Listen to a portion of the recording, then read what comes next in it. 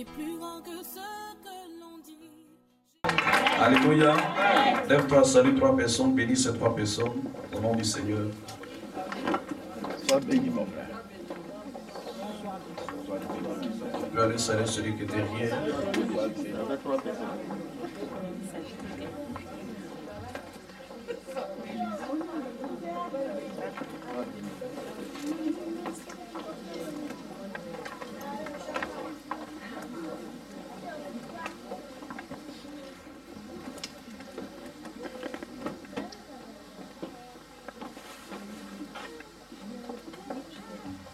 On va se tenir debout ensemble. Je viens de te parler, que Dieu vienne te donner sa pensée. Que ce soir tu puisses recevoir une parole de Dieu. Levons les mains pures vers le trône du Seigneur. Levons la voix et prions. Parle à Dieu de tout ton cœur, de toute ta force. Est-ce que tu peux prier de tout ton cœur?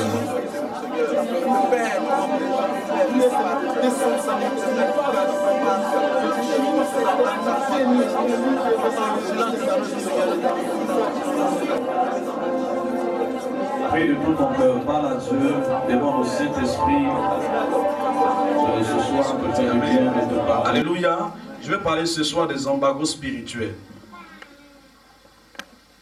Nous allons lire 2 textes et puis nous allons prier. Aujourd'hui, je vais donner plus la place à la prière. Amen. Et nous allons poser des actions prophétiques après le moment de prière. Amen. Comment lever les embargos spirituels? Tu es prêt? Alléluia. Bien-aimés, toutes les réalités que nous constatons dans ce monde sont d'abord des réalités spirituelles. Tout ce que nous voyons dans ce monde sont d'abord spirituels.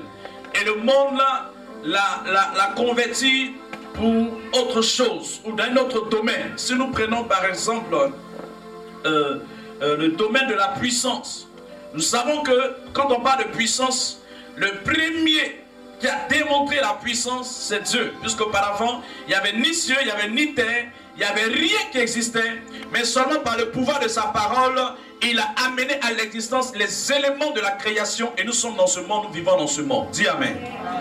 Et donc, Dieu est l'auteur de toutes choses, de toute richesse, de toute bénédiction et de toute grâce. Rien qui a été créé n'a été créé sans l'autorisation de Dieu ou sans le pouvoir de Dieu. Voilà pourquoi la Bible dit selon Jean le chapitre 1, le verset 1, il dit au commencement était là et la parole était avec et la parole est tout ce qui a été créé par là, tout ce qui existe par là et la parole est Dieu. Et la Bible dit à tous ceux qui ont reçu cette parole est l'image de Jésus-Christ. La Bible dit qu'à tous ceux qui l'ont reçu, Dieu leur a donné un pouvoir. Le pouvoir d'abord d'être enfant de Dieu. Parce que quand nous sommes enfants de Dieu, automatiquement, nous avons des prérogatives. Ça veut dire que nous avons certains privilèges qui nous permettent de pouvoir faire des choses qu'un enfant de Dieu peut faire et qu'un enfant du diable ne peut pas faire. Ça veut dire que lorsque je suis enfant de Dieu, j'ai quelque chose de plus que celui qui ne connaît pas Jésus. J'ai une capacité de plus que celui qui ne connaît pas Jésus. J'ai quelque chose de plus fort que celui qui vient contre moi. Voilà pourquoi Jésus m'a dit que celui qui vient contre nous n'est pas plus fort que celui qui est en nous. Alléluia.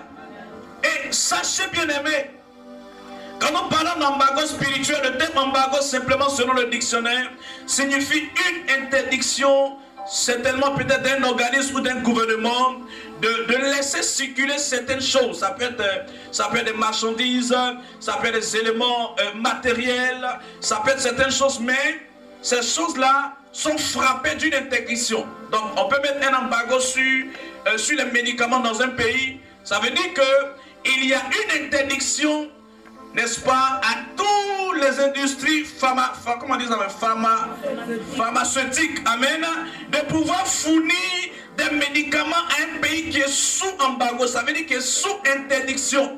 Et cette interdiction-là est prise par un organe supérieur.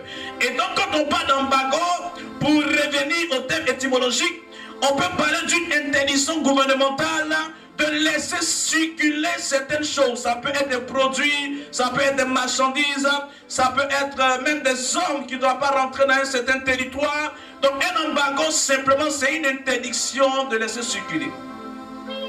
Et quand je me réfère à la Bible nous parle d'un homme qu'on appelle Daniel. La Bible nous précise qu'à cette époque, il y avait 70 années qui s'étaient écoulées et Dieu lui-même avait mis Israël sous embargo. Pourquoi? Parce qu'Israël avait désobéi à ses voix et Dieu a suscité un ennemi plus puissant et Dieu a permis qu'Israël soit déporté en Babylonie et qu'il reste là-bas 70 années. Et pendant ces 70 ans, ils étaient privés de leurs droits, ils étaient privés de leur prérogative en tant que nation choisie, élue par Dieu. Et ils ont passé plusieurs temps là-bas sans que la faveur de Dieu ne puisse se manifester. Pourquoi? Parce qu'il y avait un embargo spirituel. Alléluia. Et la Bible dit que le jour que l'embargo va arriver à son terme, Daniel va réaliser que les 70 années sont passées, mais il n'y avait personne qui avait connaissance que le délai était passé. Lui, Daniel va prier, et la Bible dit que le premier jour qu'il s'est mis à prier, la Bible dit que Dieu avait déjà exaucé cet homme. Mais qu'est-ce qui s'est passé? Dans le spirituel, puisqu'il y avait des démons qui étaient dans le ciel et qui veillaient à ce que l'embargo spirituel soit respecté, la Bible dit que lorsque l'ange Gabriel va venir apporter l'exaucement à Daniel, il va être combattu par les démons de Perse et de Mèdes jusqu'à ce que Dieu puisse envoyer un autre ange plus puissant, plus fort, la personne de l'ange Michael. Et Michael va venir combattre les démons de Perse et de Mèdes. Et c'est après cela que Daniel va être restauré et qu'Israël sera aussi restauré. Dis Amen. Et donc, bien aimé, quelqu'un peut être sous embargo spirituel. Ça veut dire que spirituellement, il y a des démons qui veillent à ce que tu ne puisses pas rentrer dans certaines grâces. Pourquoi? Parce qu'un parent ou parce que quelqu'un s'est levé en esprit, a fait des libations ou a fait des incantations pour que ta vie reste au même niveau et qu'elle ne bouge pas. Et les démons veillent à cela pour ne pas que cela puisse s'accomplir. Et donc si Dieu a destiné une personne à la bénédiction ou au mariage ou au travail qui est un embargo spirituel du chômage sur ta vie, il y a ce qu'on appelle des démons du chômage qui seront là et qui vont veiller. Même si tu auras déposé tes dossiers dans 1000 entreprises et que tu aurais même parlé avec le directeur de l'entreprise qui te dira demain viens travailler, le lendemain quand tu te pointeras il va te dire je suis désolé. Tu ne vas pas comprendre. Mais qu'est-ce qui s'est passé? Mais c'est lui-même qui m'a appelé. Mais c'est lui-même qui s'est présenté à moi. Mais après toutes les paroles qu'il m'a dit, j'étais sûr que j'allais travailler. Et voilà qu'on me raconte autre chose. Il y a un embargo qui est là. Et l'embargo doit être levé. Dis Amen. Amen. Dis bien Amen, Amen. Amen. Donc comprenez que nous sommes dans un monde où tout est spirituel. Tout est d'abord spirituel. Tout est d'abord régi dans le monde spirituel. Alors pour que tu aies la victoire sur la terre, il faut que tu aies déjà la victoire dans le spirituel. Amen. Lorsque Daniel a vu le fruit de son exaucement se matérialiser à ses yeux, c'était après que Michael ait combattu les démons de Perse. Ça veut dire que le combat est d'abord spirituel. Le combat se situe au niveau de l'esprit. Alors il faut que tu sois une femme de prière. Il faut que tu sois un homme de prière. Il faut que tu sois un jeune homme, un garçon de prière. Il ne faut pas dire Jésus-Christ est mon Seigneur, je l'ai accepté, alors tout va arriver bien dans ma vie. Non. La Bible dit selon Jacques le chapitre 5 le verset 16, la prière fervente du juste a une grande efficacité. Élie était un homme de la même nature que nous, mais la Bible dit que cet homme qui est un grand prophète, un homme qui pouvait fermer le ciel et ouvrir le ciel après, un homme qui pouvait descendre le feu sur ses ennemis, mais la Bible dit qu'il n'a pas échappé aux lois spirituelles qui sont la prière, l'autorité et la puissance dans le nom puissant de Jésus-Christ de Nazareth. Il y a des choses auxquelles tu ne peux échapper parce que Dieu l'a déjà établi. Le combat spirituel est mené par la puissance de Dieu et la proclamation du nom de Jésus-Christ. Tu auras la victoire. Parce qu'il a dit dans sa parole selon Marc le chapitre 16. Il dit voici les signes qui accompagneront ceux qui auront cru. En mon nom ils chasseront les démons. Qu'est-ce qui va se passer encore? Ils guériront les malades. Ils parleront de nouvelles langues. Et même s'ils boivent du poison, quelques breuvages mortels, cela ne leur causera aucun mal. Ça, c'est ce que Dieu te donne quand tu l'as reçu. Alléluia. Mais il y a plus encore. Dis avec moi, il y a plus encore. Il y a des choses à découvrir, il y a des choses à recevoir. Un enfant de Dieu qui n'est pas ami à la prière, il a un problème. Un enfant de Dieu qui n'est pas ami à la présence de Dieu, il y a un problème. Il faut que tu sois habitué à la prière. Voilà pourquoi la Bible dit que tu exerces mes lèvres à la prière. Voyez-vous, lorsque Ésaïe va réaliser que malgré le fait qu'il était prophète appelé par Dieu, mais dans le chapitre 6, il réalise que sa bouche est impure, ses lèvres sont impures. Or, pour pouvoir parler à Dieu, il faut d'abord que tu sois pur. Dieu veut l'amener dans une autre dimension de son ministère. Et Dieu révèle le problème qui est dans sa vie. Et Ésaïe ne discute pas. Il se met à genoux et dit, Seigneur, je suis un pécheur, mais je crois que tu es capable de pouvoir me transformer. Aie pitié de moi, transforme-moi, libère-moi. Je veux te servir. Est-ce que tu peux prier ainsi? Des personnes après avoir prophétisé déjà, ils se prennent déjà pour les prophètes des nations. Ils se prennent déjà pour quelqu'un d'intouchable. On ne peut plus lui donner des conseils. Quand tu lui dis fais ça, il dit non, je sais déjà. Quand tu lui vas à gauche, il dit non, Dieu m'a déjà dit ça. Quand tu lui vas à droite, il dit non, Dieu m'a déjà révélé ça. On ne peut plus lui parler, il est devenu une machine automatique. Non. Alléluia. Alléluia. Quand Marie était enceinte, il y avait une autre femme qui était enceinte avant elle. Elle ne comprenait rien. Et l'ange va lui dire, va voir une personne qui était enceinte avant toi. C'était qui? Élisabeth. Il y avait 6 mois qu'elle était enceinte. Alléluia. Il y a des hommes qui ont parlé avec Dieu avant toi. Il y a des hommes qui ont prophétisé avant toi. Il y a des hommes qui ont vu des choses avant toi. Donc calme-toi un peu. Alléluia. Marie va voir Élisabeth. Mais qu'est-ce qui se passe lorsque ça prend de cette femme qui commence à parler? Qu'est-ce qui s'est passé dans son ventre? L'enfant a commencé à bouger, l'onction a commencé à se manifester. Il y a des gens que tu rencontres, quelque chose va commencer à bouger dans ta vie. Il y a des personnes que tu rencontres, la bénédiction qui était dans ton ventre, qui depuis longtemps ne sortait pas, va commencer à bouger, bouger, bouger, bouger et sortir. Parce qu'ils portent sur eux la grâce de Dieu. Alléluia. Alléluia. Et donc, il y a des embargos spirituels. Tu peux être avec quelqu'un. Vous avez des bons projets de mariage. Quand tu dors, tu es à l'aise. Tu n'as plus de problème. Vous faites même tous les achats et tout. Et puis à quelques jours, à quelques heures, il n'y veut plus. Il n'y veut plus. Pourquoi? C'est pas parce que lui-même il ne veut plus. Mais c'est parce qu'une domination qui influençait soit la vie de la future mariée ou soit la vie du futur marié, mais en tout cas une entité spirituelle s'est imposée et a bloqué le mariage. Pourquoi? Parce qu'il y a un embargo du célibat qui est là, qui doit être levé pour que tu rentres dans tes grâces spirituelles. Sinon l'homme lui-même il a de bonnes intentions. Quand il te regarde il t'aime. La femme elle a de bonnes intentions. Quand elle te regarde c'est toi elle veut. Elle veut pas aller ailleurs. Mais il y a un problème qui est spirituel et tu ne peux comprendre qu'il n'y a que spirituellement que cela se juge. Alléluia. Alléluia.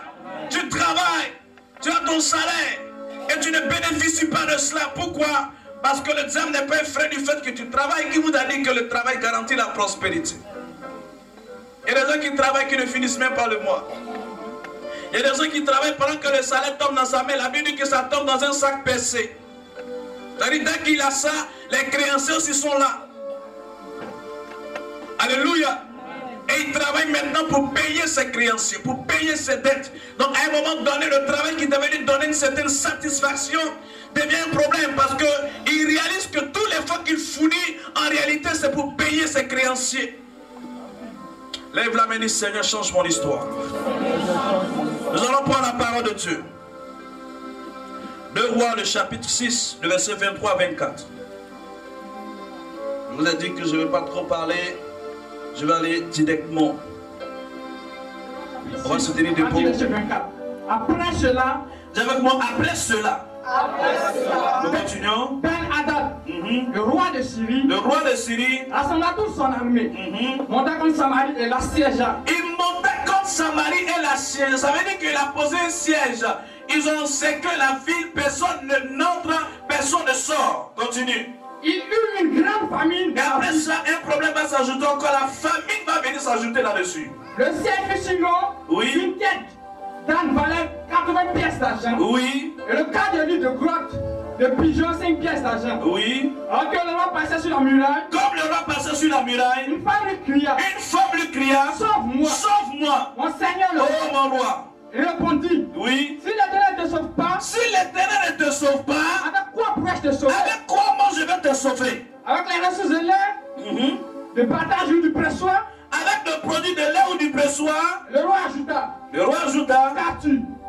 Elle répondit, oui. nous mangerons aujourd'hui, Nous allons le manger. et demain c'est mon fils Demain, on va manger aussi notre fils. que nous mangerons. Oui. Nous allons faire cuire mon fils, Nous allons le faire cuire. nous l'avons mangé. Le lendemain, Et le jour suivant, je lui ai dit, oui, donne-moi ton fils donne-moi ton fils. pour que nous le mangions. Nous, on va le manger aussi. Mais elle a caché. Oui. Lorsque le roi entendit les paroles de cette Lorsque femme, le roi entendit les paroles de cette femme, il déchira ses habits. il déchira ses vêtements. Quand il marchait sur la muraille, Oui. le peuple vit qu'il portait en dessus un sac. Le peuple vit qu'il. Le roi dit Que Dieu me traite avec la plus grande que sévérité. Dieu me punit dans toute sa rigueur. Si la tête d'Élysée, Si la tête d'Élysée, fille de Saphat, fille de Shaphat, reste aujourd'hui sur ses reste sur bras. ses épaules. Continue. Les anciens étaient assis avec lui. Oui. Le roi envoie quelqu'un de son entourage. Mais avant même d'arriver chez le messager, Avant l'arrivée du messager, elle a dit aux anciens, il dit aux anciens, le voyez-vous, oui, ce fils d'assassin envoie quelqu'un pour me tuer. pour me couper la tête. Oui. Écoutez, quand le messager reviendra, Quand le messager viendra, fermez-lui la porte. Il avait pris le pas de son Seigneur. Il était encore en train de leur parler. oui, Quand le messager arriva vers lui, disant, ce malheur vient de l'Éternel. Que puis-je encore espérer de l'Éternel? que puis-je encore faire? Élisée dit, écoutez C'est le chapitre 7 maintenant. Allons-y, oui. Élisée dit, Oui. écoutez la parole de l'Éternel. Écoutez la parole de l'Éternel. Voici ce que dit l'Éternel. Voici la plus forte demain. Oui. À la même heure, À cette même heure. on pourra avoir 7 litres de fleurs de farine pour une pièce d'argent. Yes. Et 14 litres d'orge pour une pièce d'argent. Yes. À la porte de Samarie. L'officier chargé de soutenir le roi. L'officier sur la main du cœur s'appuyait. Le roi répondit à l'homme de Dieu. Même si l'Éternel faisait des fenêtres au ciel, Même si Dieu fait des fenêtres dans le ciel, une telle chose ne pourrait pas se produire. pareille chose n'arriverait-elle pas? Élisée dit, Yes. tu lèveras de tes yeux, Tu le verras de tes yeux, mais tu n'en mangeras pas. tu n'en mangeras pas. Il y avait à l'entrée de la ville Oui. 4 lépreux. 4 lépreux. Il se dit l'un à l'autre, Il se dit l'un à l'autre. pourquoi rester ici jusqu'à notre Mais mort? pourquoi rester là et mourir? Si nous envisageons d'entrer dans la ville, Si nous rentrons dans la ville, la famille nous règne il y a la famille là-bas va et nous mourir. mourrons. Et si nous restons ici, Si nous restons là, nous mourrons aussi. on va aussi mourir. Allons nous livrer dans le camp des Syriens. Allons nous livrer en même temps aux Syriens. Si nous laissons vivre, Si nous laissons vivre, nous vivrons. gloire à Dieu. Et si nous faut mourir, Si nous faut mourir, nous mourrons. gloire à Dieu aussi. Il partit donc au crépuscule Il partit au crépuscule. pour se rendre au camp des Syriens. Yes. Lorsqu'ils arrivaient à l'entrée du camp, Lorsqu'ils arrivaient à l'entrée du camp, il n'y avait personne. il n'y avait personne. En effet, Yes. le Seigneur avait fait entendre un bruit. Le Seigneur fait un bruit Un bruit de chat de et chars, de chevaux. de chevaux, Le bruit d'une grande armée. le bruit d'une grande armée. Il s'était dit l'un à l'autre. Hmm. Le roi d'Israël Le roi d'Israël a enroulé contre nous a enrôlé contre nous les rois des Hivites les rois étiens et ceux des Égyptiens. et les Égyptiens. Ils nous attaquaient. Vous venez nous attaquer. Ils s'étaient levés Levons-nous. et avaient pris la fuite. Ils ont pris la fuite au crépuscule, En abandonnant la tente, abandonnant les tentes, les chevaux, le chevaux, le âne. le âne. Le camp était resté tel quel. Le camp était resté tel qu'il était. Ils s'étaient enfuis pour sauver les. Ils se sont enfuis pour sauver leur vie. Arrivés à l'entrée du camp, Yes. les peuples pénétraient dans une tente, Yes. mangeaient et burent. Ils mangeaient et burent. Ils en emportaient aussi de l'argent, Ils emportaient de l'argent, de l'or, de l'or, les habits qu'ils allaient cacher. des vêtements qu'ils allaient cacher. Ils revinrent, Ils revenaient, pénétraient dans une tente. pénétraient dans une autre côté à l'autre. Nous n'agissons Ce pas. que nous faisons n'est pas bon. Cette journée est une journée. Aujourd'hui, c'est une journée bonne. Si nous gardons le silence, Si nous gardons le silence, que nous attendions jusqu'à la lumière du si nous matin, attendons le lever du jour, nous en serons punis. nous en serons punis, le châtiment nous atteindra. Quel est le rapport à la maison de roi? Dieu te bénisse. Lèvons les mains. Alléluia. Seigneur, je veux te dire merci. Alléluia. Yes. Est-ce qu'on peut chanter? Je veux te dire merci. Je veux seulement dire merci, oh Jésus. Merci, oh Jésus. Je veux seulement dire. Je veux seulement dire. Je veux seulement dire. Merci, Jésus.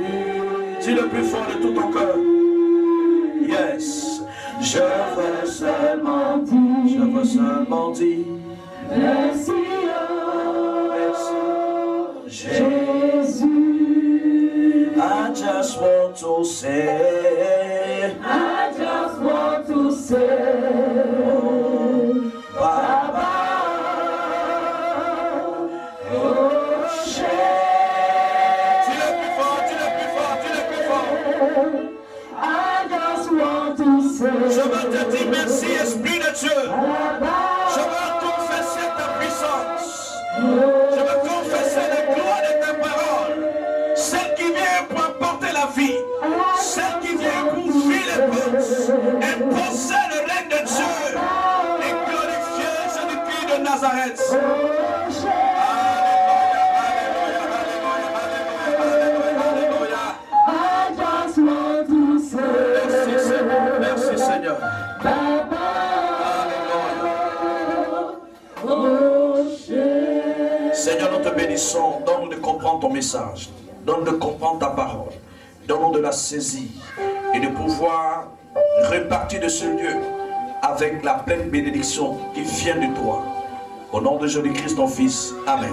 Les Syriens étaient en guerre et en combat avec le territoire de la Samarie. Et sur chaque territoire, il y avait un roi. Et à côté d'un roi, il y avait un prophète.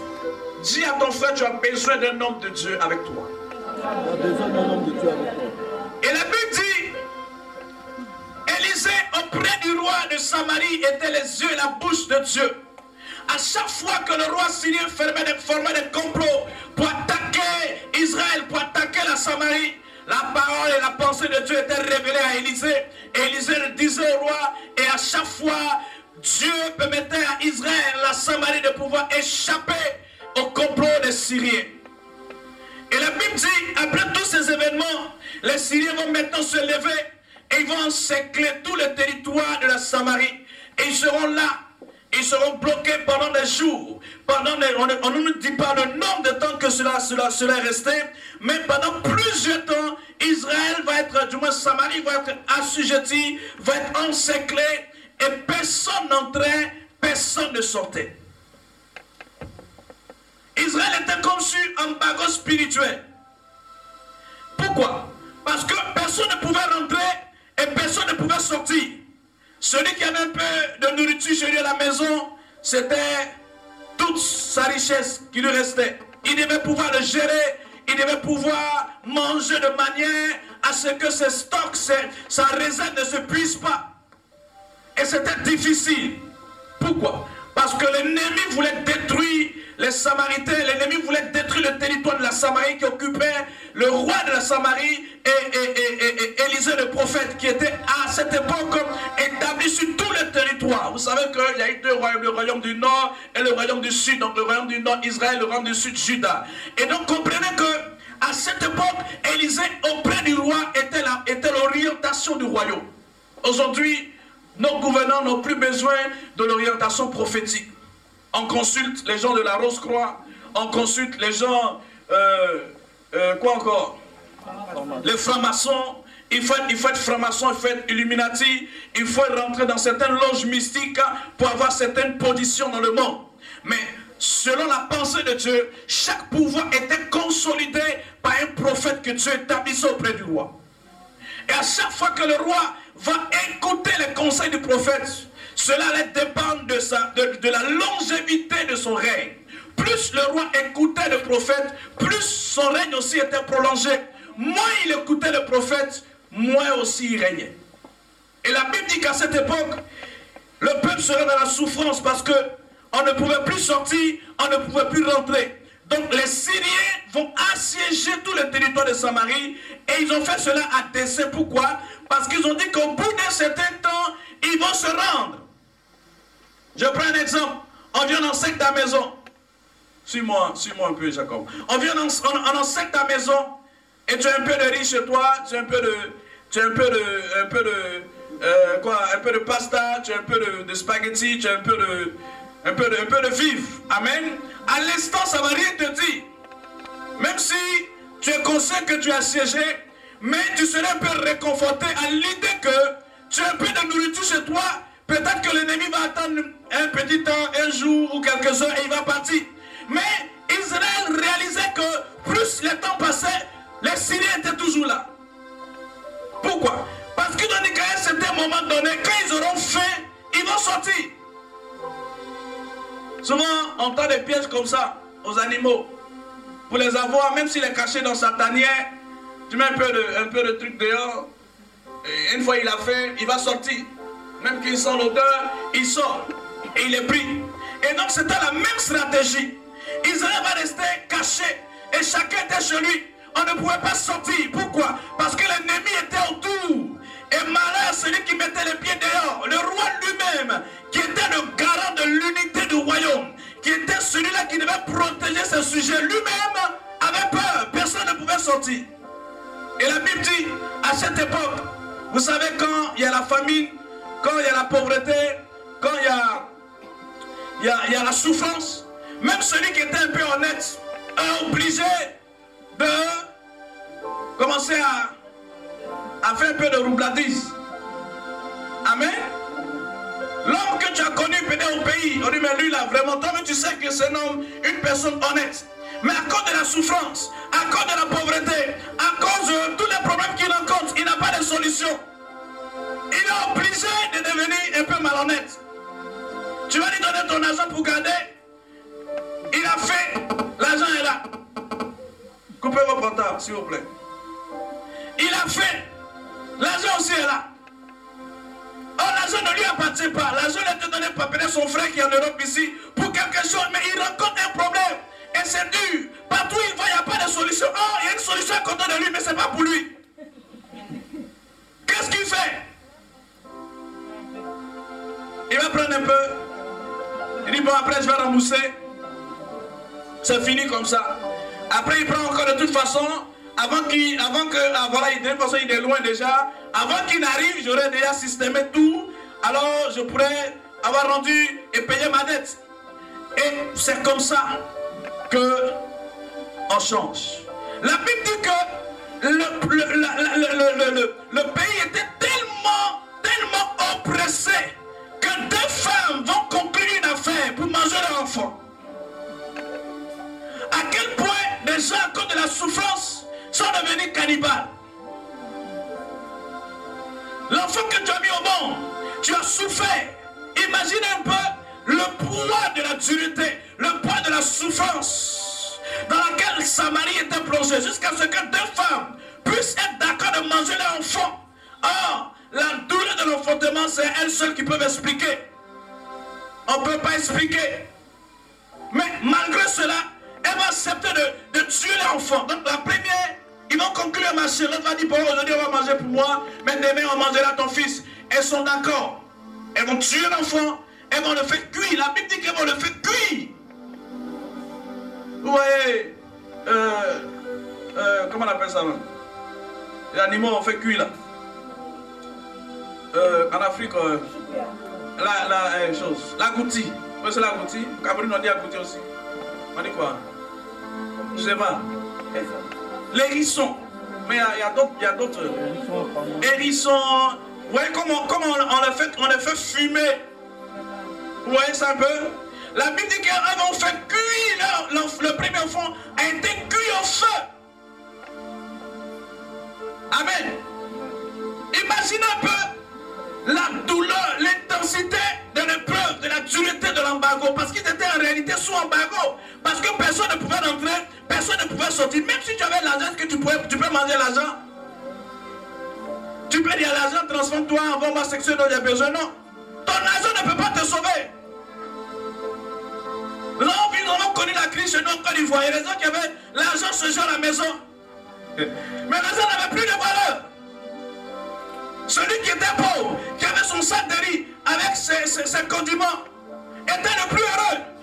Le riche enviait même le pauvre. Il avait tous ses billets de banque. Mais est-ce qu'il peut mettre les billets dans une assiette et puis les manger un à un? Il était riche. Mais à cette époque, à ce moment précis, à cause d'une situation, sa richesse ne valait rien du tout. Et la Bible dit qu'ils vont se mettre d'accord. Ils vont manger l'enfant. Demain, ça va manger l'enfant. Ils étaient rassasiés certainement. Même si c'était un enfant, pendant manger, ils ont pleuré, je ne sais pas. Mais ce qui est sûr, l'enfant est mort, ils l'ont découpé. Et voilà, ils ont fait, comment on appelle ça? Barbecue. Alléluia. C'était comme ça. Parce que ce que tu vas manger là, il faut que tu prépares ça bien. Ou bien, on va préparer l'enfant n'est pas cuit, la viande n'est pas cuite, puis tu manges. C'est rien dedans, donc fais en même temps. Voilà. Donc, elles ont bien fait cuire. C'est ça le contexte biblique qu'il faut expliquer comment. Sinon, à quoi bon tuer un enfant et puis ne pas bien préparer pour manger? Alléluia. Donc, elles ont mangé l'enfant. Et tout ça, le roi n'était pas au courant parce qu'il y avait un embargo spirituel. Quand il y a un embargo spirituel sur ta vie, tu rentres dans certains compromis. Parce que tu cherches une solution, tu ne trouves pas. Depuis tu attends, rien ne se passe. Il faut bénir le Seigneur pour les gens qui sont restés sous embargo, sous épreuve, et qui sont restés dignes dans l'épreuve. Il faut les respecter. Il faut les encourager. Parce que quand il y a un embargo spirituel, tu as droit à certaines choses. Mais le diable dit non. À chaque fois que tu dois sortir la tête de l'eau, le diable te reproche encore. Pendant combien de temps? Tu cries, tu parles, mais rien ne se passe. Mais je crois que ce soir, par cette parole, l'action de l'esprit va se produire dans ta vie. Et tout ce qui te fatiguait va être levé maintenant. Tous les embargos spirituels seront levés au nom de Jésus. Elles ont mangé l'enfant et le lendemain, elles étaient en train de se quereller maintenant. Parce qu'ils étaient autour de l'autre femme. Elle était rassasiée, elle n'a plus faim. Même si l'autre n'avait plus faim, mais elle voulait quand même continuer aussi l'autre enfant. Pour que ça soit, comme on le dit, Z. Tu as mis un, il a mis un. Amen. Mais l'instinct maternel va commencer à parler. Pourquoi? Parce qu'elles sont maintenant rassasiées. Quand tu es rassasié, la Bible dit, c'est pas la Bible, mais il y a un dicton qui dit qu'on ne donne pas un verre d'eau à une personne qui n'a pas soif. Si tu donnes un verre d'eau à quelqu'un qui n'a pas soif, il va verser. Mais donne un verre d'eau à quelqu'un qui est en train de marcher sous le soleil, qui a soif, qui est prêt même à prendre la boue pressée dans son habit pour boire. J'ai regardé un documentaire, quelqu'un était dans le désert, il n'y avait plus l'eau. Il est obligé de prendre son habit. Arrivé, il y a un endroit où il y avait la boue. Il a mis la boue dans son habit et il a pressé. L'eau qui est sortie là, c'était trop bon pour lui-même. C'était plus pur que l'eau minérale que vous connaissez. Parce que dans cette condition-là, ce qu'il a vu était mieux. Il se satisfait de ce qu'il voit. Pourquoi? Parce que la situation oblige. Alléluia. Il y a des moments où à la maison tu manges, même il y a la pasta comme ça, hein? Mais tu manges le riz blanc quand on est encore élève. Amen. Souvent même tu ne trouves pas le riz et la sauce. Amen. Si tu as trouvé le riz, même tu es trop content. Après, il faut aller chercher la sauce. C'est que tu as trop eu. Amen. Parce que l'argent est fini. Les parents t'ont donné l'argent, tu es à l'école, tu dépenses, même moi, ça finit. Et tu as des problèmes. Tu cherches même riz blanc, riz sans sauce pour manger. Alléluia. Celui qui te donne ça, il t'a trop béni même. Pourquoi? Parce qu'il y a une situation qui ne favorise pas que tu sois à l'aise. Mais tu fais avec. Et ces femmes étaient dans ce problème. Arrivant à l'autre tour de la femme, elle dit non, ne pas. Et le roi va entendre cette affaire, le roi va déchirer ses vêtements. Il va, c'est pas possible. Comment est-ce que Dieu peut nous faire ces choses? À un tel niveau que nous sommes oppressés, que des sujets vont commencer à se manger d'eux-mêmes. Il déchire ses vêtements, il crie, il dit, mais si aujourd'hui je laisse le prophète vivre, c'est que il faut que Dieu me traite dans toute sa sévérité. Comme si c'était le prophète qui devait ouvrir la chose. Dis à ton frère, le prophète, il parle quand Dieu lui dit de parler. Le roi a dit, mais que Dieu me traite dans toute sa rigueur. Si je ne coupe pas la tête d'Élisée, il n'a pas dit le prophète, il faut que Dieu fasse quelque chose. Mais vous savez, Dieu souvent, il prend le soin de nous éprouver jusqu'au dernier retranchement. À un moment donné, tu dis, mais Seigneur, ça suffit, je ne peux plus. Mais Dieu pousse encore le niveau où tu es fini. Amen. Mais Dieu ne veut pas que tu parles contre l'autorité. Dieu ne veut pas que tu te lèves contre ce qu'il a établi. Il y a des gens qui souffrent et qui sont prêts à maudire Dieu, comme la femme de Job pourrait lui dire, mais maudit Dieu et meurt. Comme si elle souhaitait qu'il meure, et puis voilà, la vie allait reprendre pour elle. Gloire à Dieu. Il y a des choses qui nous arrivent. Dieu pousse. Tu dis, mais Seigneur, est-ce que je ne fais pas pitié comme ça? Comme si Dieu ne voit pas la situation dans laquelle tu es. Dieu pousse son corps. Il pousse encore l'épreuve. Il pousse encore le temps de souffrance. Et le roi s'énerve. Il veut même tuer Élisée. Ah, il oublie qu'en temps, Élisée était réuni avec les anciens de la ville. Il ne savait pas ce qu'il faisait là-bas. Pendant que les anciens sont là, on doit aller chercher la face de Dieu. Prier pour que la solution arrive. Le roi, il se promène sur le mur. La solution n'est pas dans la promenade. Dis à ton frère, la solution n'est pas dans la promenade. Il y a des gens qui se promènent d'église en église. La solution, ce n'est pas dans la promenade. Il est ici, demain il est là-bas. Il est ici, il est là-bas. On ne sait pas où il est. Ce n'est pas dans la promenade. Élisée était avec les anciens de la ville. Quand c'est difficile, c'est là que tu dois montrer que Dieu est réellement avec toi. C'est là que tu dois démontrer que tu as reçu quelque chose de la part de Dieu. Quand c'est dur, comme on le dit, c'est seul les dieux qui avancent. Quand ça devient trop compliqué, c'est là la sélection s'opère. Des hommes qui sont mûrs et qui même dans l'épreuve savent que l'épreuve n'est pas éternelle. Et même s'il y a un embargo spirituel, ils savent que le Dieu Tout-Puissant est capable de renverser la situation en leur faveur. Ils sont là à leur place. Habakkuk a dit que je veille. Il n'était pas d'accord avec ce qui arrivait dans sa vie. Il murmurait, il se lamentait. Mais la Bible dit qu'il n'a pas quitté son poste. Il dit, je restais à mon poste, je veillais pour me plaindre, pour voir ce que l'Éternel allait me dire. Souvent on n'est pas d'accord avec ce que Dieu fait. Souvent on ne comprend pas la voix de Dieu. Mais reste à ton poste. Si tu es chrétien, reste chrétien. Ne te détourne pas de Dieu pour aller voir les devins. Pour dire, mais on doit me prédire l'avenir. Le chrétien, mais à un certain moment donné, dit, mais cette affaire de Jésus là, c'est trop compliqué. Nous, on va aller voir Maman Marie. Voilà, on va devenir comment on les appelle même? Mariologue. Amen. Alléluia. Ou bien il a tellement prié. Maintenant il dit, bon, vraiment, ça là, c'est notre tradition. C'est comme ça l'Africain raisonne. Il dit, mais ça c'est notre tradition. Les médicaments là, ça c'est pour nous, c'est nous les Africains. Je dis ça c'est pour les Blancs. Amen. C'est pour ça qu'il raisonne. Hein? Il dit, mais vous partez dans les églises. Avant nos parents, ils entraient dans la forêt. Ils entraient dans l'eau. Ils faisaient ceci, ils faisaient cela. Et puis la solution arrivait. Mais Dieu, le diable te donne un, il te prend 1000. Combien de personnes sont liées aujourd'hui? Une génération, plusieurs générations, à cause de l'acte d'une seule personne. Il y a une de mes cousines, son papa, un grand féticheur. Un grand féticheur. Je crois qu'il doit avoir 18 enfants. Mais il n'y a pas un seul. Je dis bien un seul qui a réussi.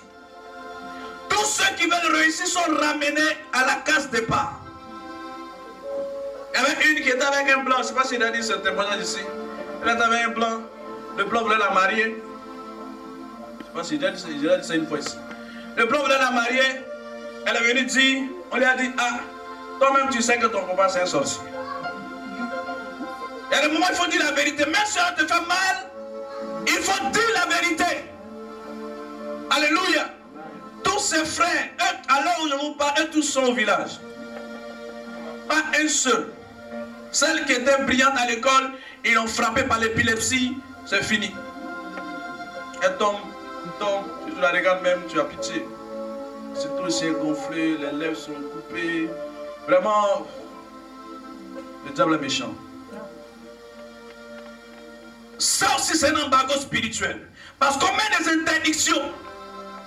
Il y avait un qui était avec nous, on a passé l'examen du BEPC. Il allait dire à son papa qu'il a reçu l'examen. Oh, il n'a pas reçu l'examen. Alléluia. Vous savez ce qu'il a dit? Il dit comme lui son père c'est un sorcier, lui aussi, il va lui rendre le coup aussi. Et s'il a échoué, c'est encore de lui. Il dit à son papa, vous savez ce que les sorciers, ils posent des actes qui sont contraires à leur nature intérieure. C'est-à-dire, un sorcier peut être très gentil. Il peut être très très gentil. Si on te dit lui c'est un sorcier, tu vas discuter, tu es prêt même à te battre, à le défendre. Oh, c'est sa nature humaine qui dévoile. Mais après cela, il y a la nature du sorcier maintenant qui va se lever. Il peut être le plus méchant même du camp. Et il a dit à son père, il y a eu le bébé, son père a tué un mouton, il a invité tout le monde. C'était la fête. Ils ont fait des cadeaux, ils ont fait tout ça. Maintenant, après les résultats, maintenant il faut aller à l'école. Amen. Le journal de l'orientation sort pour voir dans quel établissement tu es. Le journal est sorti. On a acheté le journal, on ne voit pas son nom là-dedans. Il dit à son père que les gens ont oublié de mettre son nom, ils ont fait une erreur. Ils sont allés à la direction de quoi? La direction d'orientation pour aller se faire parler là-bas. On dit bon, amenez la collante. C'est-à-dire amener le livret de notes. Parce que quand tu fais l'examen, on te donne une collante là où il y a toutes les notes. Pour voir réellement combien de points tu as eu. Monsieur a amené le carnet de notes, il ne peut pas amener le carnet de notes. Jusqu'à ce qu'on le cherche, il a disparu. Et il est parti. Vous comprenez? Mais tout ça, c'était fait dans le spirituel. La sœur dont je vous parle, le blanc était prêt à la marier. Le blanc a dit, bon, je viens de marier et on va retourner ensemble. On a dit, ton papa, c'est un sorcier. Il y a un embargo spirituel du célibat. Aucune de ses soeurs n'est mariée légalement. Aucune. Toutes elles ont eu des enfants sans mariage. Et elles ne sont pas restées dans le foyer. Après 2 enfants, elles ont été chassées. Elles se sont mis à une autre personne encore. Après des enfants, chassés. Après, elles ont pris d'autres personnes encore. Dis à ton frère, ce n'est pas une vie. Jésus est la solution à ta vie. Vous comprenez? Dans les enfants, on est pas différent. On lui a dit, ton papa c'est un sorcier. Tu le sais. Elle a commencé à dire, non, oh, c'est mon papa peut tout. Non. Comme quelqu'un a dit, c'est pour toi-même. Amen. Si tu obéis, c'est pour toi-même. Si tu n'obéis pas, c'est pour toi-même. Si tu acceptes, c'est pour toi-même. Si tu n'acceptes pas aussi, c'est pour toi-même. Et le blanc, malheureusement pour elle, le père est au courant, ils ont envoyé la dot chez le père, c'est fini.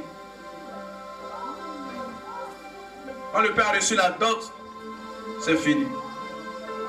Elle était sa meilleure amie. Les deux partaient sur internet, elle chattait le blanc. Bon. Le blanc est venu sans lui dire, il a marié la meilleure amie, et puis elles sont partis. Est-ce que c'est la faute de la meilleure? C'est pas la faute de la meilleure amie, hein? Elle n'a rien fait dedans. Non, elle n'a rien fait. Le problème est un problème spirituel. C'est un problème spirituel et c'est spirituellement que la chose se règle. C'est spirituellement que les choses s'opèrent. Il y a des gens qui accusent X, Y, mais c'est parce que tu n'as pas fait certaines choses que la chose s'est renversée. Et voilà. La soeur est partie, elle est le blanc. Elle ne peut plus rester dans le quartier, parce que ça fait trop honte. Elle est au village. Elle est au village. Le père là-bas, il est en train de faire ses fétiches. Tu vas soulever les gens au-dessus de ta tête. Tu vas devenir femme de quelqu'un, il va te commencer à te faire plein d'enfants. Au bout de 3 ans, quand tu vas la voir, c'est plus la peine. Tu ne la reconnais plus. Le diable est méchant. Alléluia. Mais Jésus est la solution. Et donc, cet embargo spirituel peut faire de sorte que tout ce que tu auras à faire, à s'aimer, aille d'échec en échec. Pourquoi? Parce que spirituellement, il y a un problème. J'avais le témoignage d'une soeur, elle dormait, une femme brillante, une femme qui était cadre de banque. Elle dormait la nuit, elle a vu quelqu'un venir lui faire une piqûre. C'est fini. Elle a commencé à faire une maladie, sa peau a commencé, elle avait des symptômes du sida. Voyez-vous, elle devenait vraiment... Tu ne peux même pas marcher avec elle parce que la peau sentait... En tout cas, c'était une attaque du diable. Pourtant, elle n'avait rien fait, elle était couchée. Mais c'était une femme aussi qui refusait d'entendre l'évangile. Pourquoi? Parce qu'elle était fondée de pouvoir. Fondée de pouvoir, c'est des gens qui dans la banque pouvaient faire la pluie et le beau temps. C'est eux qui décident et puis ce qu'ils disent, c'est ça. Donc elle avait beaucoup d'argent, elle était très jeune. Mais le diable n'a pas peur de ton argent. Le diable n'a pas peur de ce que tu es, tes diplômes et tout ça. Ça ne fait pas le diable. Le diable n'a pas peur de tout ce qui forme ta personne humaine. Le diable a surtout peur du dépôt qui est en toi. Il a peur de la parole qui est en toi. Il a peur du feu qui est en toi. C'est ça qui fait reculer le diable. C'est la prière qui l'a délivré. Sinon, c'était fini. Même son mari a commencé à se décourager parce qu'ils ne pouvaient plus dormir ensemble. Les odeurs étaient fortes. Mais le diable a voulu la détruire. Mais Jésus l'a délivrée. Comprenez que à cette époque, je reviens à mon texte, à cette époque, la Samarie était entourée. Et tout le monde a commencé à désespérer jusqu'à ce que le prophète maintenant se lève et parle selon l'ordre du Seigneur. Il va dire demain. Souvent, il y a des personnes qui disent bon, parce que moi, je suis trop fatigué maintenant, mais je ne veux même plus de prophétie. Mais qui t'a dit que le prophète parle pour te faire plaisir? Le prophète parle parce que Dieu lui demande de pouvoir parler. Et il parle par un temps ou pour un temps précis. Je ne parle pas des prophètes, comment on dit, vous êtes là, je ne parle pas de ça. Et toujours lui parle seulement, lui parle. Même parler de dormir, il attend que Dieu lui dit va dormir. Amen. Alléluia. Je ne parle pas de ça. Je parle des personnes authentiques qui parlent peu, bruyamment, qui sont réservées.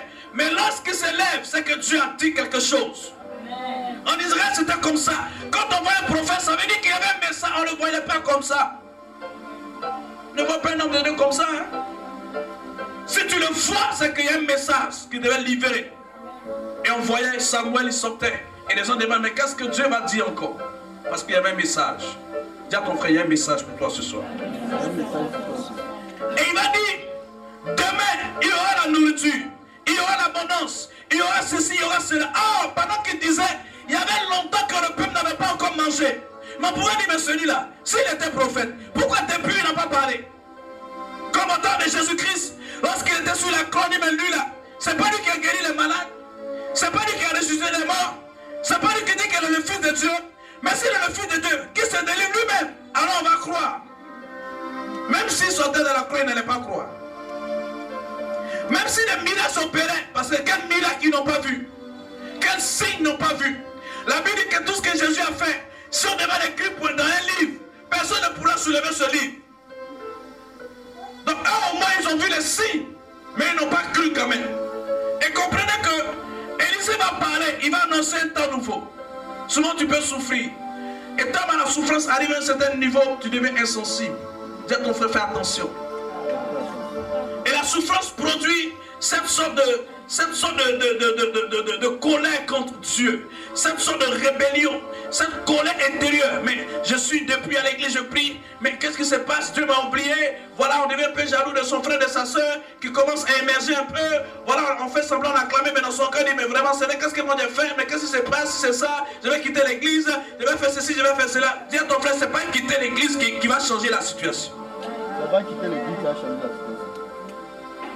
Si Dieu veut te faire passer par une expérience, demandez à Jonas, il va vous dire. Dieu voulait lui faire passer par une expérience. Il fuit, il va ici. Dieu le rattrape dans le bateau. Lui-même, il est conscient que c'est à cause de lui, le bateau va couler. Il y a des gens qui mettent des problèmes dans les familles parce que lui-même, il est conscient qu'il a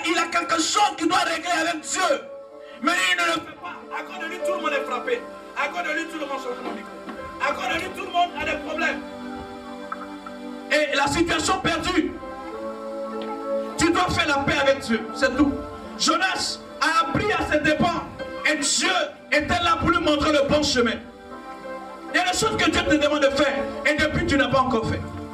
Il y a des choses que Dieu voudrait que tu puisses établir. Et tu n'as pas encore établi cela. À cause de la désobéissance. Alléluia. Alléluia. Et l'homme de Dieu va annoncer la parole de Dieu. Demain, à cette époque, il y aura ceci, il y aura cela. Et un homme qui se lève et il dit, même si Dieu fait des fenêtres dans le ciel, ça ne va pas arriver. Ça veut dire que l'homme de Dieu parle et lui-même aussi, il réplique. Et il parle aussi.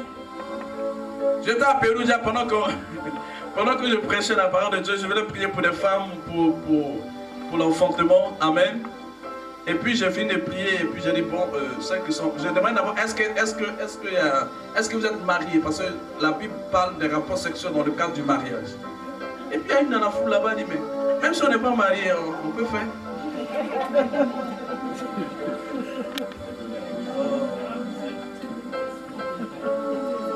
J'étais dépassé. J'ai dit quand quelqu'un parle du haut de la chair, on ne répond pas, on ne réplique pas. Amen. C'est pas sa faute. Elle est catholique. Et même à l'église catholique, quand les prêtres parlent, je ne vois pas les gens répliquer. Hein? Amen. Si tu n'es pas d'accord avec ça, c'est ce qui est la parole de Dieu. La Bible dit que l'homme quittera son père, sa mère, s'attachera à sa femme, et les deux formeront une seule chair. Maintenant, si tu veux être un jouet pour les gens, ça c'est ton choix. Amen. Mais il faut réaliser que tu as de la valeur. Donc celui qui doit te prendre là, il doit faire ce qu'il doit faire pour te prendre. Maintenant ça dépend de toi. Dis à ton frère, ça dépend de toi. Si tu veux donner le trésor cadeau, ça aussi ça dépend de toi.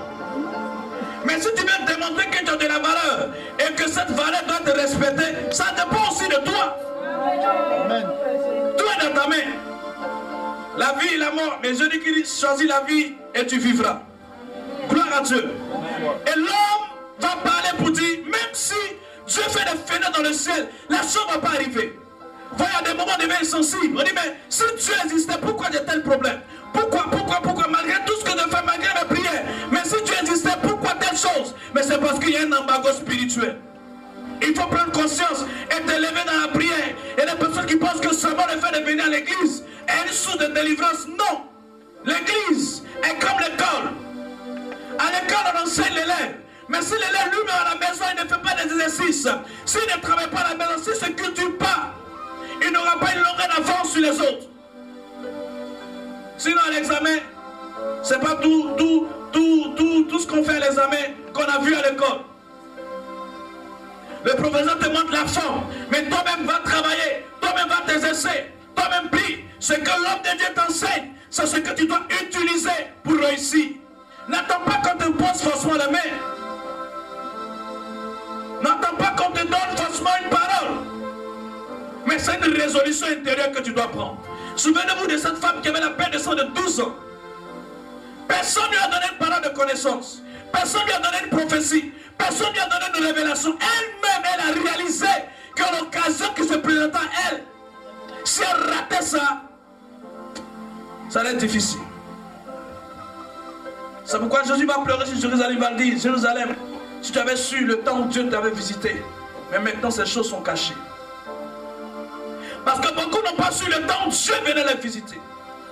Beaucoup de soeurs n'ont pas su le temps où Dieu amenait Marie devant elle. Elles ont regardé son pantalon qui est peut-être penché ou ainsi. Et puis voilà.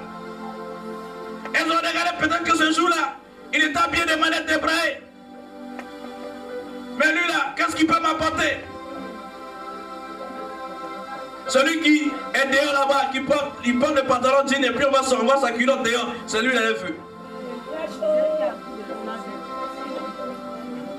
Celui il se coiffe et puis il coupe ici comme ça, il fait des trucs dans sa tête, c'est lui la même veut.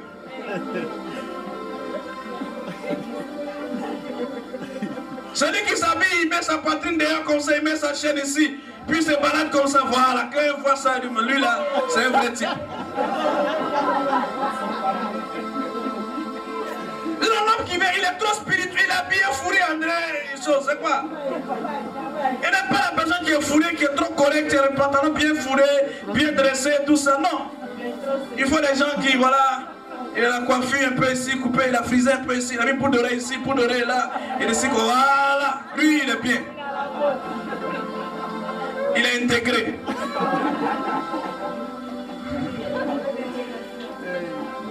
Alléluia. En lui-même, il est influencé par les esprits de séduction, la sirène des eaux, les esprits contrôlent sa vie. Donc c'est que tu vois que ça te plaît, ça va plaire aussi à d'autres personnes. Mais lui-même, il n'a plus le contrôle sur son propre corps. Ça veut dire que le diable gère ses émotions et ses décisions. Tu es un homme qui est délivré par Dieu, qui peut son patron est influencé par Satan, mais qui voilà, qui est à la mode. Entre deux, tu veux quoi? Si on m'a donné un peu français, après toi-même tu peux repasser. Toi-même tu peux arranger. Tu peux mettre un peu de parfum. Tu peux bien arranger la chose. Voilà, prêt à porter. Il ne faut pas aimer trop prêt à porter. Hein?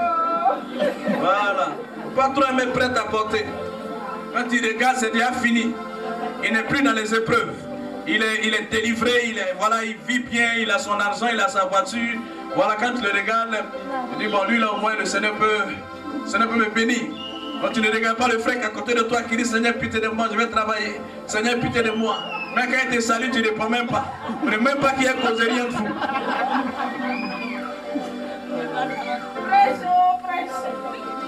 Alléluia. Alléluia. Mais si tu regardes à ce qui est apparent, voilà pourquoi la Bible dit que Dieu ne se laisse pas intimider par l'apparence, mais Dieu regarde à l'intérieur du cœur, ce qui est dans son cœur. C'est ça qui intéresse Dieu. Alléluia. Et beaucoup comme ça ont été trompés, beaucoup comme ça ont été désillusionnés. Regardez l'exemple de Lot et Abraham. Il voit la peine, tout est beau. Là-bas au moins il sait qu'il n'a plus de foi à faire. Et il laisse le vieux aller dans la vallée où tout est difficile. Pourquoi? Parce que l'homme naturel, l'homme charnel n'aime pas travailler, payer le prix pour réussir. L'homme naturel charnel aime déjà ce qui est déjà prêt. Où il fait plus d'efforts. Puis demain on va te dire, mais moi tu m'as trouvé comme ça. Tu acceptes ou tu n'acceptes pas. Au début il va te dire, bon va à l'église, il n'y a pas de problème. Va à l'église, il n'y a pas de problème. Va à l'église, il n'y a pas de problème. Quand tu vas venir une fois, deux fois, on va dire, il y avait, tu ne viens pas.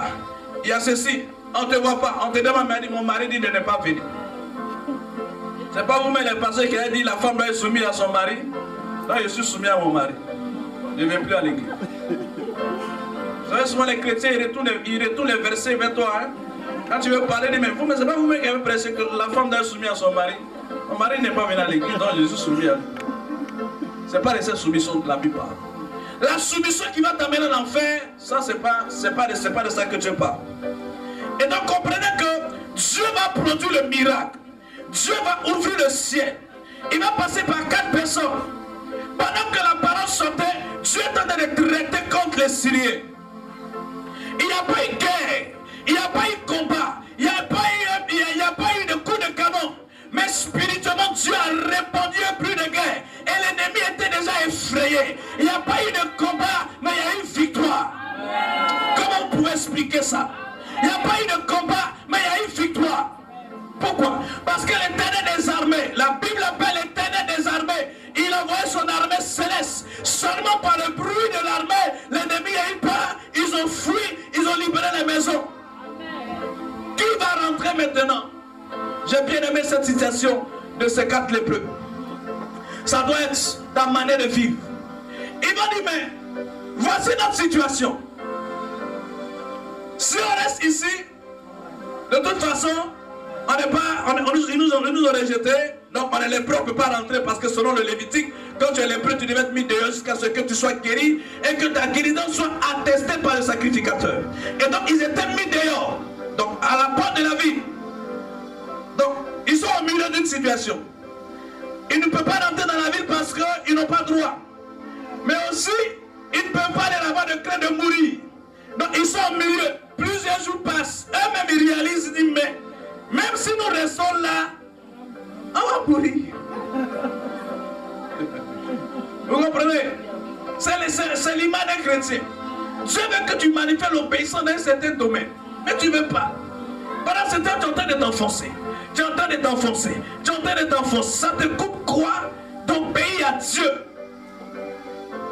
Il m'a dit, mais si nous partons, nous retournons, si on nous tue, c'est la même chose qu'ici. Mais si nous allons dans l'autre camp, là-bas au moins il y a la provision là-bas. C'est là-bas qui nous intéresse. Mais c'est le camp ennemi. Là-bas on risque de mourir. Il dit, mais nous, actuellement on est en train de mourir. Où est la différence? Où est la différence? Relis-moi ce bout de passage là. Prenez vos bibles et ça va commenter ça ensemble. Rapidement. 2 Rois chapitre 7 à partir du verset 3. Oui. Il y avait à l'entrée de la ville 4 lépreux. Oui. J'ai dit l'un à l'autre. Oui. Pourquoi rester ici? Pourquoi rester ici? Jusqu'à notre mort. Si nous envisageons d'entrer dans la ville, oui. La famille il gagne. Et moi, attends d'abord. Il dit si nous rentrons si nous allons dans la ville, la famille est déjà là-bas. C'est comme quelqu'un, c'est l'image de quelqu'un qui est chrétien. Il envisage, il voit que ça ne va plus. Il est chrétien, il réalise qu'à un moment donné ça ne va plus. Mais si tu veux retourner dans le monde, là-bas c'est la mort. Parce que les démons qui sont quittés dans ton corps, toi-même les démons que tu as chassés, c'est quand tu priais, battais les mains, coupais les, tu les as coupés, tu les as chassés, ils sont là-bas, ils sont fâchés, ils t'attendent aussi. Ah oui, je me rappelle un jour, on fait la délivrance d'un jeune, et puis les démons sortaient, et puis il a dit, mais vous là, on vous attend, c'est question ça où on va vous attraper. Ça m'a jamais quitté. Même quand les choses tournent dans ma tête, les démons ont dit, ils nous attendent quelque part. Faut pas avoir nous faire du mal. Amen. Et les démons ne jouent pas, hein. Parce que ils n'oublient pas. Ils ont dit, mais vous nous chassez, mais vous là, on sait où on va vous attraper. Si on vous attrape, vous allez voir. Mais nous, on s'en va. Et puis ils sont partis. Donc, chaque fois, ça nous aide à pouvoir nous corriger. Parce que n'oubliez pas que les démons, les esprits que vous avez chassés, ils rentrent. Ils rentrent. Mais il ne faut pas qu'ils trouvent une porte en toi. S'ils trouvent une porte en toi, la Bible dit qu'ils vont prendre 7 esprits plus méchants qu'eux-mêmes. Ils vont venir encore en toi et ce sera très difficile. Donc il dit derrière là, ce n'est pas la solution. De toute façon, derrière la famine là-bas. C'est la mort, ils sont en train de mourir à petit feu. Mais, continue. Si nous envisageons d'entrer dans la ville, oui. La famine, elle règne et nous mourrons. Et nous allons mourir. Et si nous restons ici, nous mourrons aussi. On va mourir aussi. Comprenez? Attends d'abord. Si nous restons là, nous allons mourir. Dans la vie, il faut prendre des décisions. Même si tu dois payer un prix assez difficile et que ton salut doit passer par ce prix, vaut mieux mener cette bataille et la réussir parce que Dieu ne va pas t'abandonner. Termine. Allons nous livrer dans le camp des Syriens. Allons nous livrer aux Syriens. Si nous laissent vivre, oui, nous vivrons. Nous allons vivre. Si nous font mourir, nous mourrons. C'est la pensée des chrétiens. Allons livrer bataille. Si nous avons gagné, gloire à Dieu, mais nous savons que nous allons toujours gagner parce que Dieu a déjà mené la bataille et il a déjà vaincu Satan à la croix. Or, Dieu allait les utiliser comme des instruments puissants pour amener la bonne nouvelle dans la ville. Voyez-vous, ceux qu'on avait rejetés, ceux qu'on avait méprisés, ceux qu'on avait vomis, ils sont devenus la principale de langue. C'est eux qui allaient porter la bonne nouvelle. Comme pour dire à quelqu'un, ce n'est pas ce qui se passe actuellement qui est le plus important, mais c'est ce qui va arriver après qui est le plus important. C'est ce qui va se passer après dans ta vie qui est le plus important. Aujourd'hui, tu peux être dans la famine, tu peux être dans des problèmes, tu peux être dans des situations compliquées, mais ce n'est pas ton terminus. Quelqu'un n'a pas dit amen. Ce n'est pas ton terminus. Peut-être que les gens t'ont vu puissant hier. On a dit, mais celui-là, il était riche, il était puissant, elle était puissante. Et puis aujourd'hui, tout le monde se moque de toi. C'est l'image des lépreux, on les avait rejetés. Mais le salut allait passer par eux. Et je crois que le salut va aussi passer par toi. La Bible dit que Dieu a fini de mener toute la bataille. Ils vont avoir seulement peur du bruit des chars. Eux-mêmes, ils vont fabriquer des nouvelles pour eux-mêmes.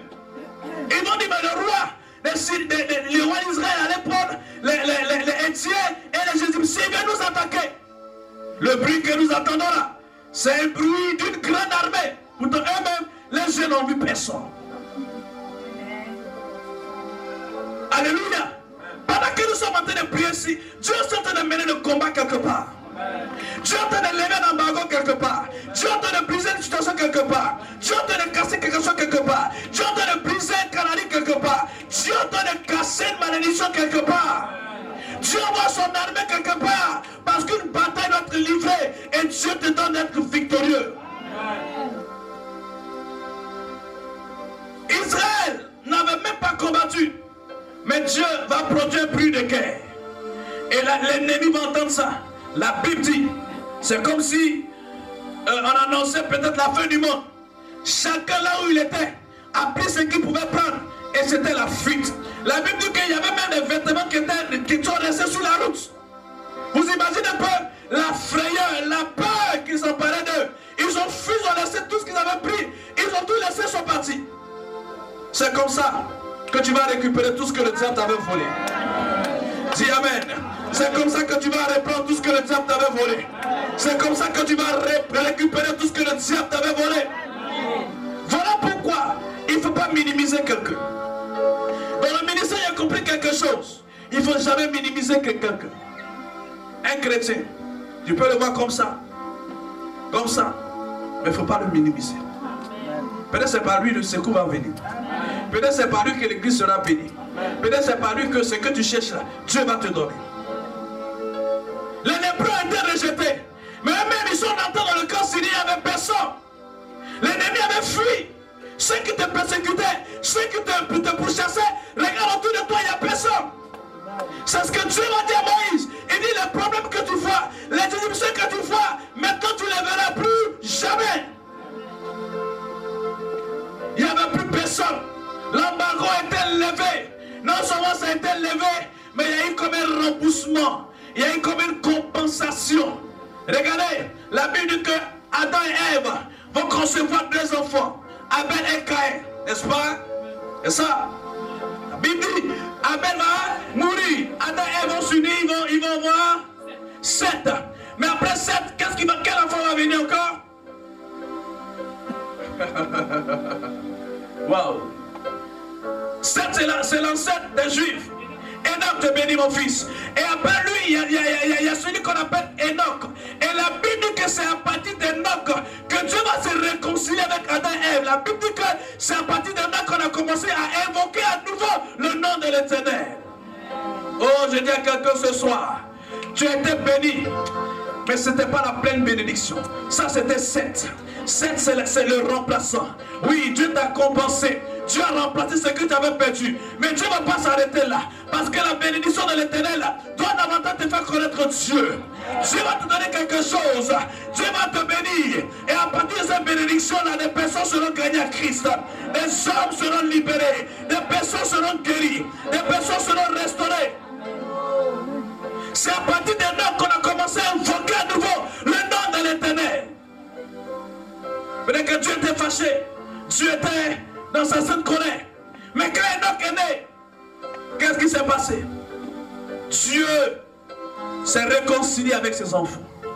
Et on a commencé à prier à nouveau. Je veux dire à quelqu'un, la chose va recommencer à nouveau dans ta vie. Le don que tu avais perdu, ce que tu avais perdu, Dieu va recommencer avec toi maintenant. La grâce de la vie de prière que tu avais perdu, Dieu va recommencer avec toi. L'argent que tu avais perdu, Dieu va te donner encore à nouveau. Les lépreux sont entrés ici, ils ont mangé. Ils sont entrés là, ils ont mangé. Les amis que même ils ne pouvaient pas porter, ils ont commencé à porter cela. Oh, je dis à quelqu'un, tu vas porter de nouveaux habits. Tu vas manger, tu seras rassasié. Tu vas changer de maison en maison. Tu vas aller de pays en pays. Tu vas aller de grâce en grâce. Parce que la Bible dit que Dieu va déposséder les nations et il va enrichir Israël. Dieu va déposséder tes ennemis pour pouvoir aussi t'enrichir. Dis Amen. Dis Amen, Amen, Amen, Amen, Amen, Amen, Amen. Il y a des gens qui ont payé des voitures, mais ce n'est pas pour eux-mêmes, c'était pour toi. En tout cas, moi, la voiture que je roule, c'est Dieu qui a payé là. Ce n'était pas pour lui-même, c'était pour moi aussi. Il y a des gens qui vont te donner des choses, ce n'était pas pour eux-mêmes, mais Dieu les a donné pour un temps afin de t'attendre. Voilà pourquoi on parle de ceux qu'on appelle des agents de transmission. Ils sont sur ton chemin. Et le jour que tu les rencontres, ils vont te donner ce que Dieu leur a donné pour toi. Ils vont te donner ce que Dieu leur a donné pour toi. Lorsque Saül va rencontrer Samuel, oh, il va recevoir la royauté. Parce que Dieu a mis ce prophète sur le chemin de Saül pour lui transmettre la royauté. Après lui, David aussi va recevoir la royauté. Il y a des hommes que Dieu va mettre sur ton chemin. Quand tu vas les rencontrer, ta vie ne sera plus jamais la même. Ils rentrent dans les tentes, ils mangent du poivre. Ils ont l'or, ils ont l'argent, ils ont tout ce qu'ils voulaient. Un qui était rejeté. Comment une personne qui n'avait pas de maison dort aujourd'hui dans une maison royale? Une personne qui n'avait pas d'habits, pas des habits que lui-même en rêve il ne pouvait même pas porter. Alors que dans le rêve, tout est permis. Mais même dans le rêve, il réalise que ça, c'est pas pour lui. Mais Dieu lui dit, c'est pour toi. Quelqu'un n'a pas dit Amen. Quelqu'un n'a pas dit Amen. Tu vas regarder la situation pour dire, mais est-ce que ça là c'est pour moi? Il va te dire, c'est pour toi. Parce que Jésus n'a pas changé. Parce que son nom n'a pas changé. Tu vas manger la nourriture qu'avant tu ne mangeais pas. Tu vas t'asseoir dans des hauts lieux où toi-même jamais tu n'as pensé t'asseoir. Parce que Jésus-Christ va t'emmener dans ces lieux. Il va te faire asseoir dans ces lieux.